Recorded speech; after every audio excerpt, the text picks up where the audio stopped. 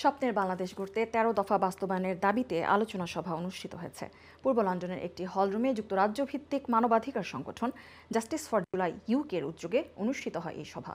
অনুষ্ঠানে সভাপতিত্ব করেন সংগঠনের সভাপতি মোহাম্মদ আমিনুদ্দিন এবং পরিচালনা করেন সাধারণ সম্পাদক আবু তালহা। সভায় প্রধান অতিথি হিসেবে উপস্থিত ছিলেন লন্ডন টাওয়ার হ্যামলেটের স্পিকার ব্যারিস্টার সাইফুদ্দিন খালেদ। বিশেষ অতিথি ছিলেন ইসলামী ছাত্র শিবির সিলেট মহানগরীর সাবেক সভাপতি শাহরিয়ার আলম শিপার।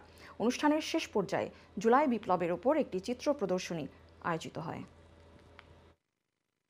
আমরা চাচ্ছি এই জায়গা থেকে মানুষগুলোকে সর্ট আউট করা হোক, আইডেন্টিফাই করা হোক যারা প্রকৃত বিপ্লবীদের পক্ষে, বিপ্লবীদের স্পিরিটকে ধারণ করে স্বপ্নের আগামী বাংলাদেশ গঠন করার জন্য এই সরকার কাজ করবে বলে আমরা মনে করি। আমরা মিডিয়ার কল্যাণে আমরা দেশের সরকার এবং রাজনৈতিক নেতৃবৃন্দের কাছে আমাদের দাবিটাকে আমরা উপস্থাপন করছি। আশা করি এই দাবিগুলোকে সবাই মূল্যায়ন করে আগামী বাংলাদেশ গড়া